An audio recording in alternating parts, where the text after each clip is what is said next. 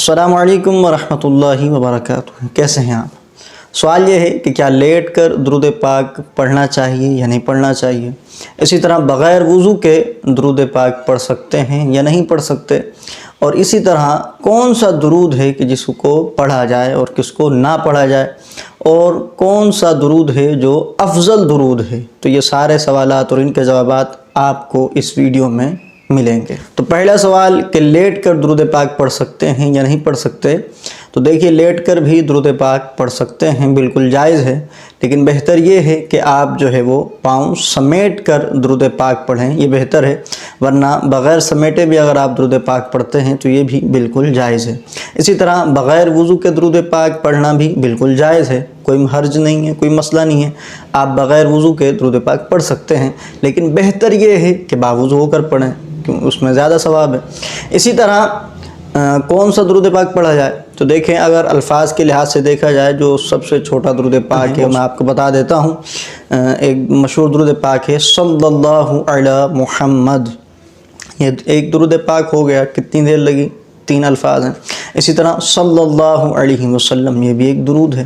اسی طرح اللہم صلی علی محمد و آل محمد، یہ بھی ایک درود ہے۔ تو کثیر درود پاک ہیں جو مختصر سے ہیں، آپ ان میں سے جو چاہیں وہ پڑھ سکتے ہیں۔ تو چھوٹے درود پاک پڑھیں گے تو کثرت سے آپ جو ہے وہ بہت سارے درود پڑھ سکتے ہیں۔ اسی طرح اللہم صلی علی محمد و آل محمد، یہ بھی ایک درود پاک ہے، یہ بھی آپ پڑھ سکتے ہیں۔ اس طرح کے اور بھی بے شمار درود پاک ہیں جو مختصر سے ہیں اور جلدی سے آپ ایک تعداد میں وہ پڑھ سکتے ہیں، اچھی خاصی تعداد آپ جو ہے ان کی پڑھ سکتے ہیں کم وقت کے اندر۔ تو درود پاک سارے ہی اچھے ہیں، سارے ہی پڑھ سکتے ہیں، سبھی پڑھنے چاہیے۔ بہتر یہی ہے کہ آپ تبدیل کر کر کے پڑھیں، آج ایک درود پاک پڑھ لیں تو کل کوئی اور سا درود پاک پڑھیں، پرسوں کوئی اور سا درود پاک پڑھیں۔ تو اس طرح تبدیل کر کر کے پڑھنے سے لطف پیدا ہوتا ہے اور ثواب کے تو انبار ویسے ہی لگنے ہیں۔ تو بہتر یہی ہے کہ آپ تبدیل کر کر کے پڑھیں۔ اگر کوئی ایک ہی درود پاک پڑھتا ہے تو یہ بھی بالکل جائز ہے۔ اب رہا افضل درود کون سا ہے، کون سا درود پاک ہے کہ اس کو پڑھیں تو افضل درود کا ثواب ملتا ہے۔